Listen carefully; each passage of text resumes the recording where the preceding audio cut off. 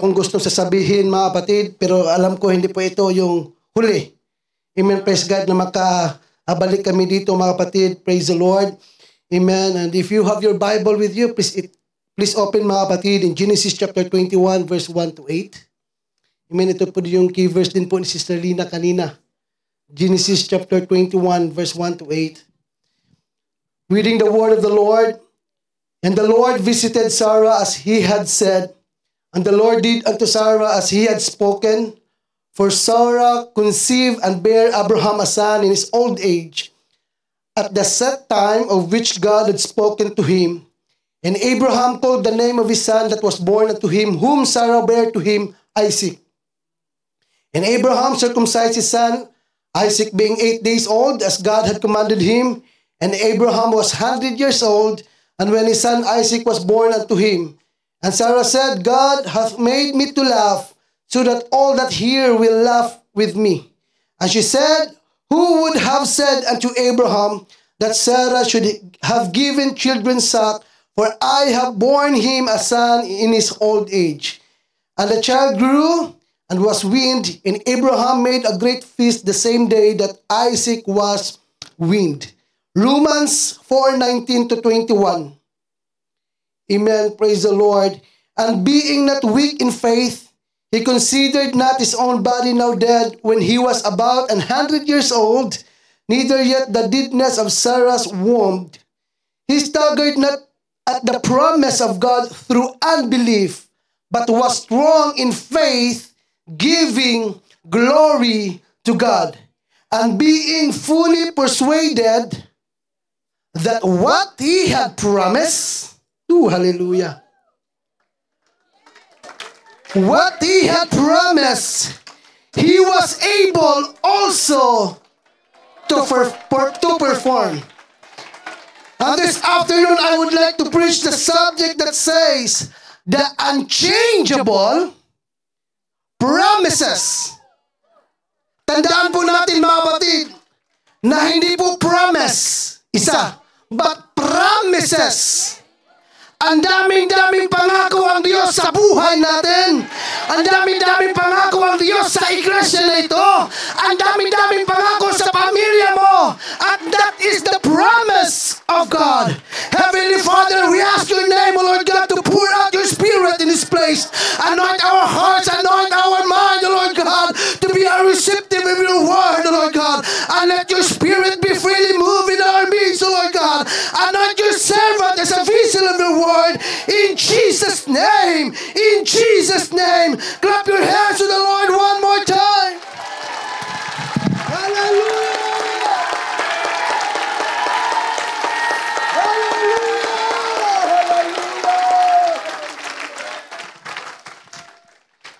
Malaya na kayong makaupo mga kapatid. The Lord will bless us all. Sa panahon natin ngayon, mahirap na ang magtiwala. We live in an era of unfulfilled promises. Maraming nangangako ngunit napapako. Siguro ilan sa atin mga kapatid, maraming nangako sa atin. Siguro na nangako sa atin mga kapatid, praise the Lord, na mamahalin kita habang buhay. Till death do us part. May mga pangako na ganyan, may pinakakuan. Tataasan ko yung sahod mo, hindi ka na maghihirap. Maraming mga pangako natin natanggap, minsan hindi po dumating sa buhay natin. At sa government natin mga kapatid, maraming pangako. At times mga kapatid, that no one can be trusted, no one can keep His word. Pero ibahin natin ang Diyos na buhay natin, pinaglingkuran natin mga kapatid. Dito sa chapter 21 ng Genesis, isa ito sa mga alaala ng Diyos na kanyang tinupad ang kanyang pangako. Dito sa mundo, maraming pangako na napapako. Pero kailanman ang Diyos nangako, hindi man napapako, mga kapatid. Dahil buhay ang Diyos nating pinaglingkuran, buhay ang kanyang salita. At hanggang ngayon, dahil sa kanyang pangako sa atin, naramdaman natin ang kanyang kapangyarihan, naramdaman natin ang kanyang pag-ibig. Kaya nung tayo ay nagpupuri sa Panginoon, naramdaman natin ang kanyang kapangyarihan, naramdaman natin ang kanyang presensya, na fulfill ng Diyos ang kanyang pangako sa atin. Hallelujah! Hallelujah! Hallelujah! Hallelujah! At kung tinupad ng Diyos ang kanyang pangako sa ibang tao, gagawin niya din ito sa iyo, mga kapatid. Brothers and sister, Abraham didn't wait for 5 years, 10 years, 15 years, or 20 years, but 25 years. Super duper awaited time he wait. Pero mga kapatid, sabi kanina, kung ano yung ipangako ng Diyos, gagawin talaga ng Diyos, mga kapatid. Hallelujah! And in Genesis chapter 21 to 2 and verse 1, nagsabi dyan, as he had said, as he had spoken, which God had spoken to him. Nagsasalita ang Diyos, mga kapatid. Nung simula pa lang sa Genesis, mga kapatid, ang sabi ng Panginoon, and there was light, and let there be light, and there is light. Lahat sinabi ng Panginoon, nagawa. Yan po ang Diyos nating pinaglingkuran, mga kapatid. It may take 25 years for the promise to come to pass, but the Lord did for Sarah what He had promised. Ang tagal nilang nag-antay, pero worth it naman ang kanilang pag-aantay. Una, imposible magkaanak, mga kapatid, pa sila. Pangalawa, hindi lang basta baby ang binigay ng Diyos, pero yung baby na yan ang nagpapatuloy sa kanilang godly lineage. From that baby nanggaling ang bayan ng Israel, and from that baby nanggagaling ang Savior of the world, Jesus Christ. The wait was worth it.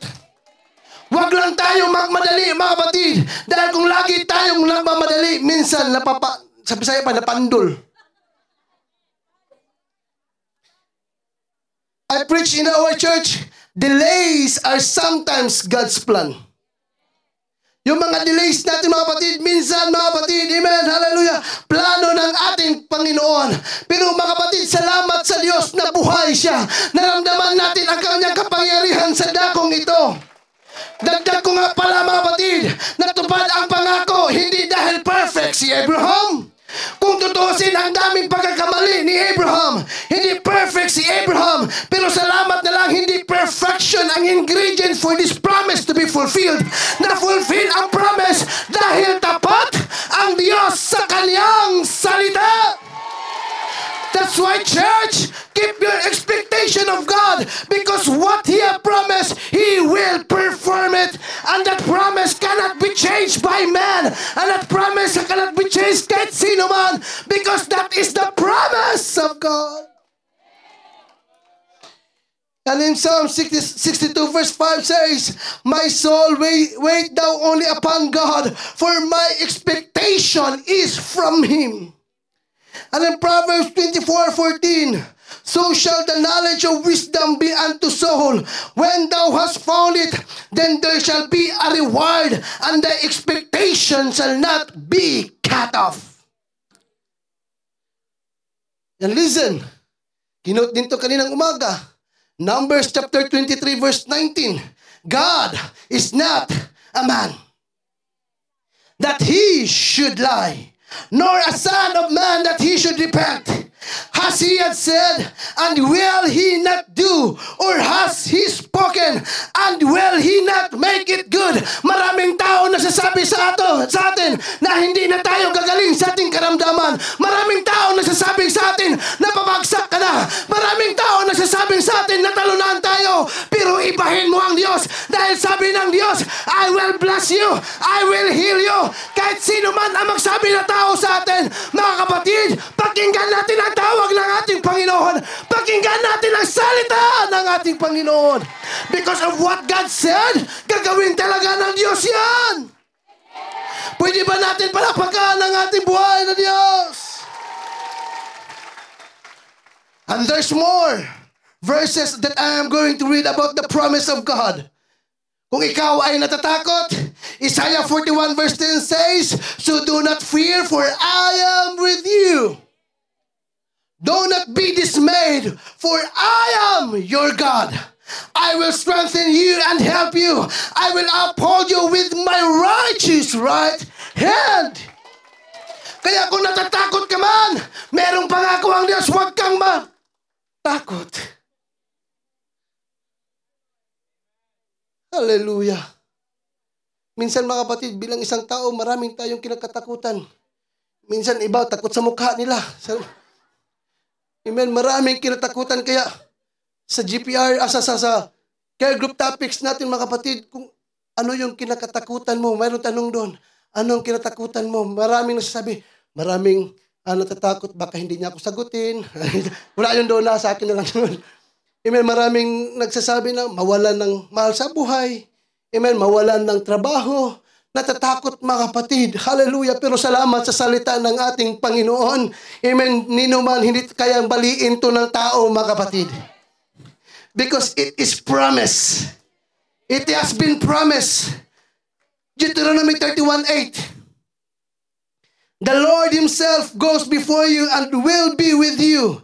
He will never leave you nor forsake you. Do not be afraid and do not be discouraged. John 16:33.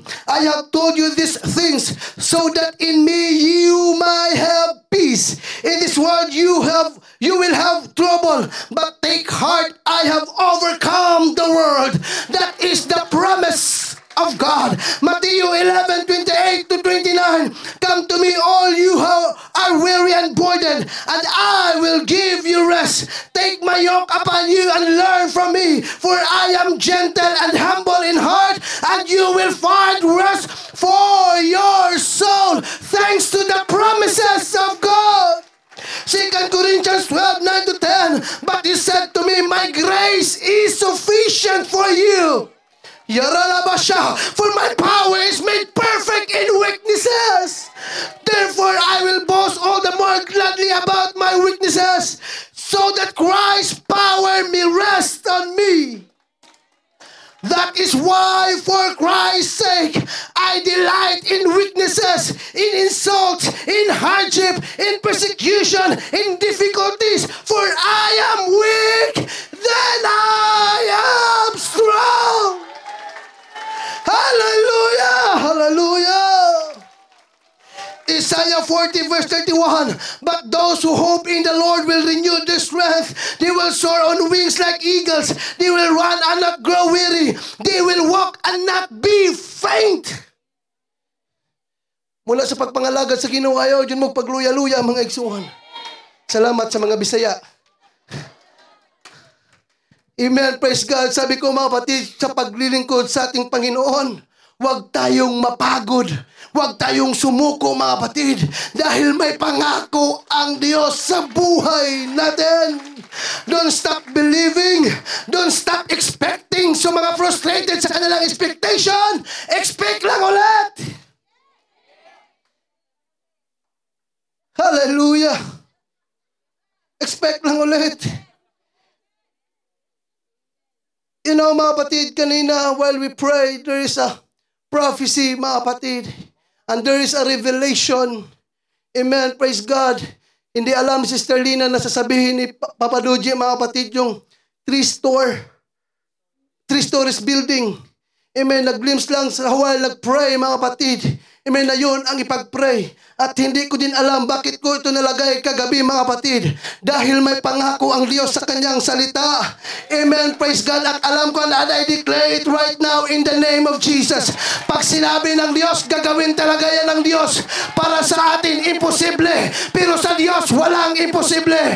We are destined to be blessed by God. Ano man gawin ng kaaway mga kapatid, hindi niya kayang pigilan yan ang salita ng ating Panginoon. Why? Because it is already been promised by the word of God. Hallelujah! You know, I'm going to have my testimony, mga kapatid. Very fresh testimony. Bago lang, mga kapatid, amen, nangyari sa buhay sa aming mag-asawa. Gitestimony na. Tinestify na Sister Lina last Sunday. At gusto ko din sabihin sa inyo, mga kapatid, praise God. Hallelujah. Dahil iba-iba yung pakiramdam namin. Amen. We are, nakasama po kami mga kapatid for 7 years na walang anak. And thanks be to God, last month, binigyan na kami ng anak ng Panginoon. Naging positive, Sister Lina. Grabe yung saya namin. Yes. Grabe yung saya, grabe yung tuwa namin mga kapatid. Amen. For 7 years, binigyan kami ng ating Panginoon. Pero may nangyari. na hindi namin inaakala. Sabi ko, huwag ka mag-alala.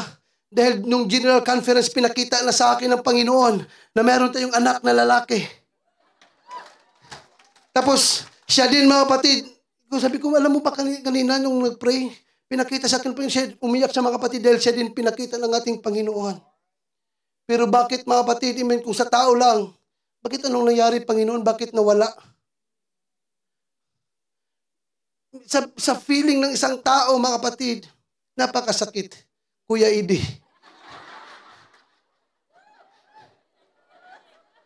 Amen. Nasasaktan ako mga kapatid, amen. Noon andun siya nag-check up siya mga kapatid dahil ang purpose na sa check up niya, amen, praise God, kung pwede ba siya mag-travel papunta dito mga kapatid. Amen, praise God. Nung pagkatapos sa check up niya, papunta sa sasakyan dahil sa sasakyan lang ako naghihintay mga kapatid dahil hindi ako pwede makapasok. Amen, nanginginig siya mga kapatid. Amen, praise God.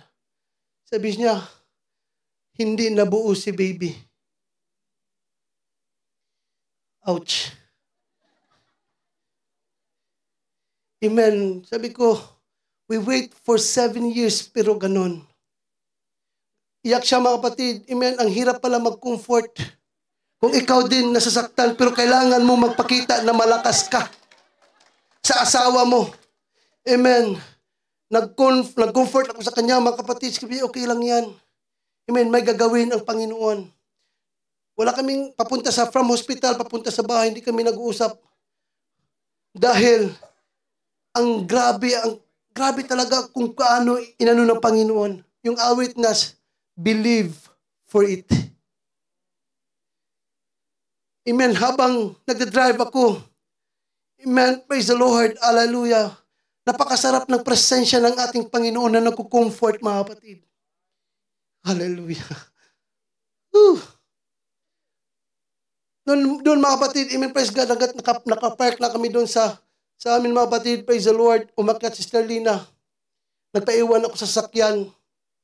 Sumigaw ako mga kapatid. Because Jesus! Doon ako umiyak mga kapatid. Amen, praise God. Iniyak ko sa Panginoon. Pero sabi ko mga kapatid, may binitawan akong salita. Sabi ko, Satan, you cannot steal my worship. Satan, you cannot steal my praise. I will praise the Lord at all times. His praise shall continually be in my mouth. Sabi ko, nangyari ito ngayon sa buhay namin. Pero Panginoon, hindi ako susuko sa iyo dahil mayroon kang pangako sa buhay namin. Hindi lang kami dyan titingin. Mas titingnan ko yung kalakilaan mo. Mas titingnan ko kung gaano ka kabuti sa amin.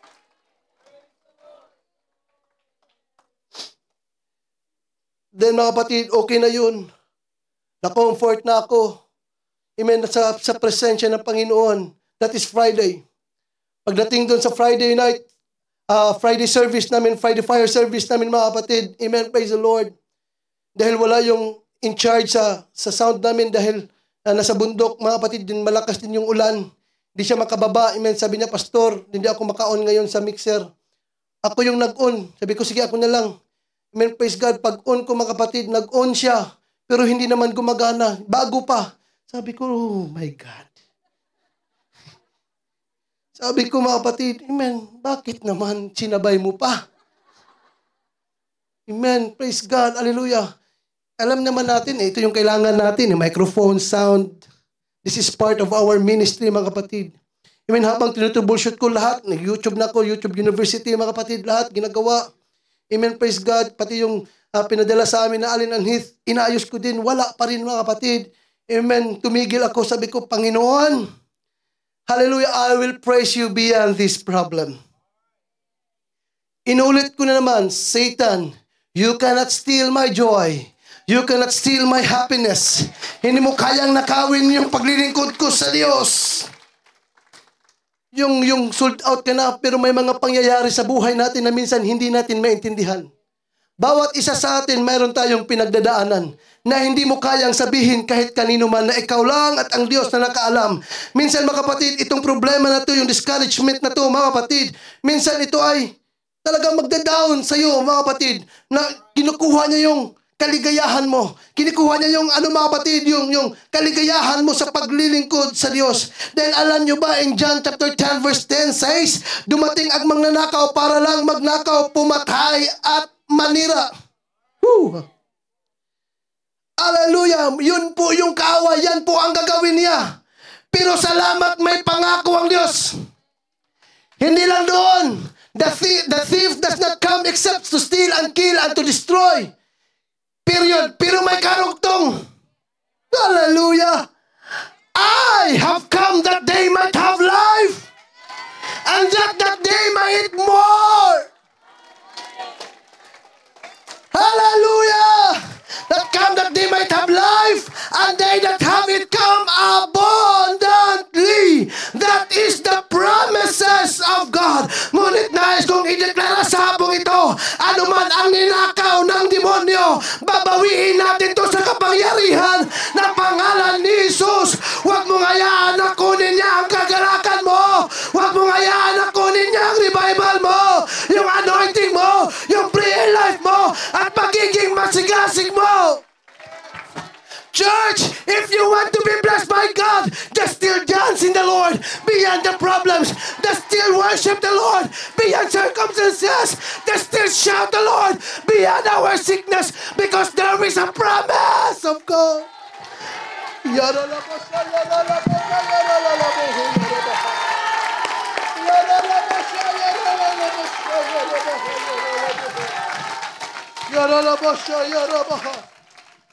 Bring your praise back. Bring your worship back. Bring your revival back. Huwag kang papayag na mag-enjoy ang demonyo sa mga dapat na mga bagay na dapat sa'yo. Hallelujah. Ang problema sa mga Kristiyano ngayon, mas madali tayong maniniwala sa mga negatibong balita kaysa positibong balita. Sabi ng mga ngaral kaninang umaga, mga kapatid, hindi natin marinig yung pangako ng Diyos dahil puro negativity yung lagi nating pinakinggan, mga kapatid. Ang bilis natin matakot at magduda dahil hindi pangako ng Diyos ang pinapakinggan natin, kundi ang mga negatibong abutan na bagay, mga kapatid. Pero ang tagal na natin nanampalataya, kahit anumang sigaw ng mga preacher or mga care group leaders sa mga Bible studies, care group natin, mga kapatid, isa lang bulong ni Satanas, minsan napapawi lahat ang ating mga ipinapangangaral. But thanks be to God, Pastor Duji, hindi tumigil ang Diyos kahit tayo po ay nagkakamali. God is always faithful unto us. He is always people. I don't know kung ano man yung pinagdaanan nyo ngayon. Siguro may mga problema kayo ngayon na hindi, mga kapatid, nais mong gusto mong maranasan, pero dumating sa buhay mo. Pero sa hapong ito, may gagawin ang Diyos sa buhay mo. May gagawin ang Diyos sa buhay mo. Papagalingin ka ng Diyos dahil sa presensya ng Diyos may kagalakan. Sa presensya ng Diyos may kagalingan. Sa presensya ng Diyos. And look unto the promises of God. Your mourning turn into dancing. Your pain turn into blessing. Your sorrow turn into joy. Your sadness turn into happiness. And this is the promises of God.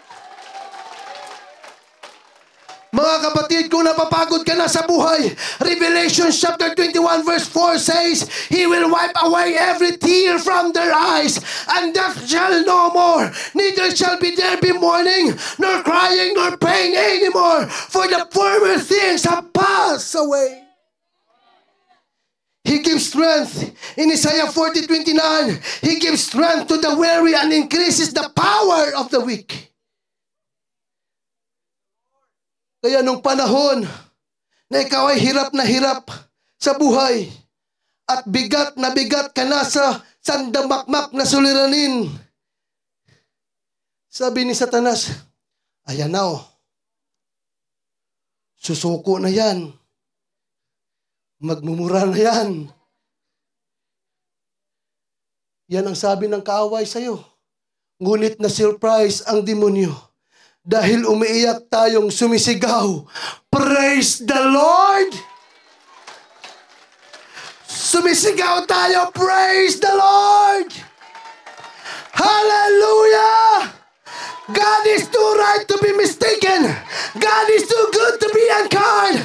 God is good to me, and I can't complain. Alam niyo, doon nagkamali si Satanas, mga kapatid. Akala niya ang relasyon ni Job sa Diyos ay nakadepende lang sa material na bagay. Kaya may panahon na inalis ng Diyos ang mga bagay at mga tao sa buhay natin dahil gusto ng Diyos ipahiya si Satanas na hindi dahil sa pagpapala ang dahilan ng ating paglilingkod sa Diyos. At sa tuwing napapayaan ng tao si Satanas, nabibigyan natin kaluwalhatian ng Diyos. Hindi po basihan. Naniwala po ako, hindi ka naglilingkod sa Panginoon dahil sa pagpapala. Naglilingkod ka sa Panginoon ngayon because you love Jesus and you look unto the promises of God at tinitingnan mo yung pangako ng Diyos. At we don't mind kung ano man ang sasabihin ng mundo. I still believe that God will perform what He has promised. And it doesn't stop just because of the COVID virus that we have. God's promise will outshine all the darkness in this world. Why? Because the unchangeable promises of God. And the facts na nandito tayo ngayon, buhay pa, humihinga pa, ay patunay that God is true to His promises. Kaya, kapag ikaw ay na kay Kristo, ang kaaway natin, mga kapatid, He's a roaring lion lang.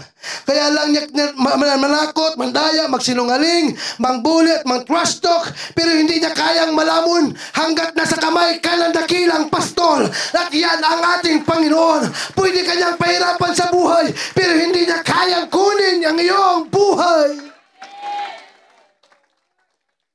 And you know, there is a scene in the Bible between Abraham and God. And devil and God, mga kapatid, sa buhay ni Abraham. Sabi ni Satanas sa Panginoon, Panginoon, wala kang worshiper gaya ng worshiper ko. Sinusunog nila yung anak nila para sa akin. Tinatapon nila sa ilog at inaalay sa mga ribulto. Pero sa iyo, nagpupuri lang yan sila kasi lagi mo silang binibigyan ng pagpapala. Sabi ng Diyos, Abraham. Sabi ni Abraham, po, Panginoon. Sabi ng Panginoon, patayin mo nga yung anak mo para sa akin. Sabi ni Satanas, shucks! Sabi ng ni Abraham, opo, Panginoon, sure. Saan po, Panginoon? Sabi ng Panginoon, in a Mount Moriah, habang naglalakbay si Abraham, heaven and hell naka-livestream. Pinapanood sila. But church, while Abraham was walking to the side of the hill, on the other side, God was walking with a substitute. Church, if you made up your minds to prove that Satan is a liar and God is true to His promises, He will meet you at your crisis point. Pag nagsimba ka, you prove that the devil is a liar and God is faithful. Pag nagpagamit ka, you prove that the devil is a liar and God is merciful. Pag nagpuri ka, kahit basag ka na, you prove that the devil is a liar and God is true to His promises. Kaya mga kapatid, huwag mong hayaan yung pigilan yung mga problema, yung pagpupuri mo. But instead, make that problem to make your worship, to make your praise unto the Lord. Hallelujah!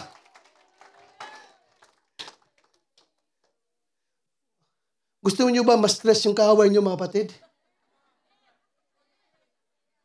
Simple lang. Kahit may problema ka, kahit may karamdaman ka, ngumiti ka lang at magpuri ka lang sa Panginoon. Just smile beyond the storm. Just worship beyond your sickness. Because God is true to His promises. The Lord giveth, sabi nga ni Hope, the Lord giveth, the Lord taketh away. Blessed be the name of the Lord. Kaya minsan mahirap magpuri, mga kapatid, kung lagi tayo nakafocus sa mga problema natin.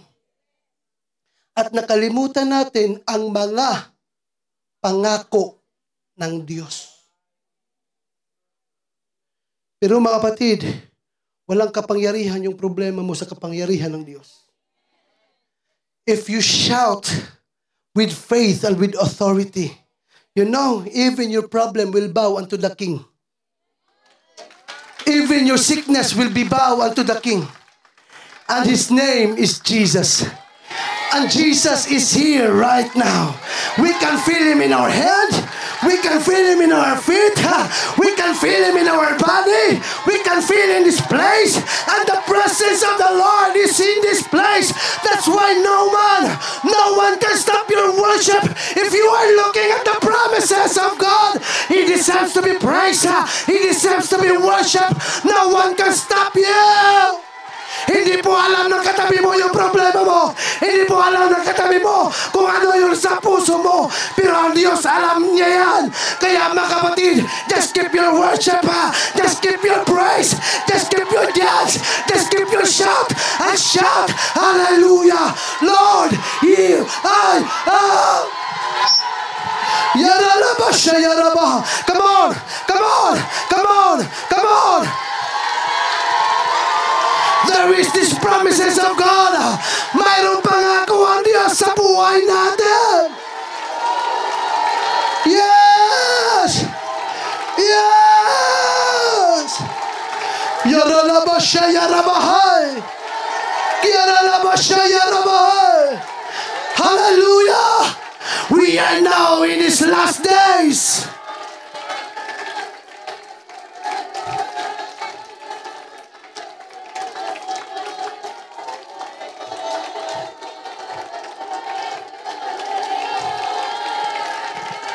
Oh, hallelujah. Hallelujah. Just continue your praise. Just continue your worship. While I read Joel chapter 2 verse 27.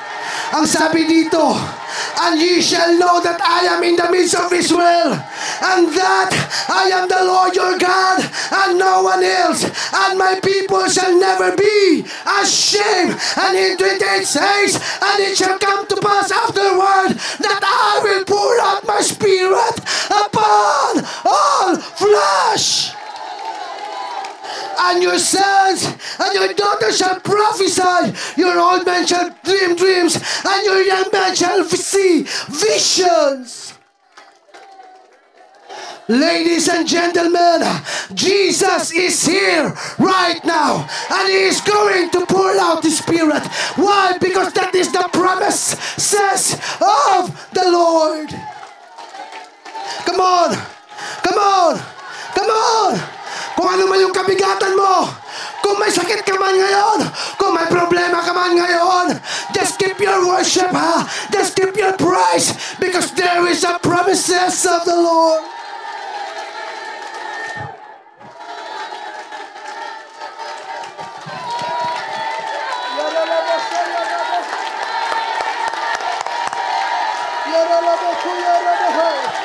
Yes, that's it. Yes, that's it. Yes, that's it. Hallelujah. Hallelujah.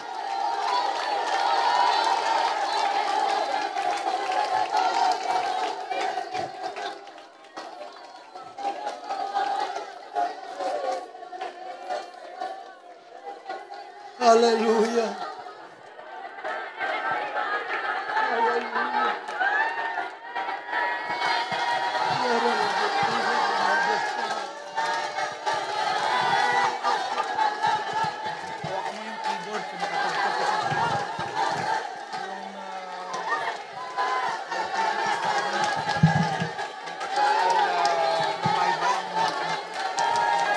Kaya mo yun? Rambam.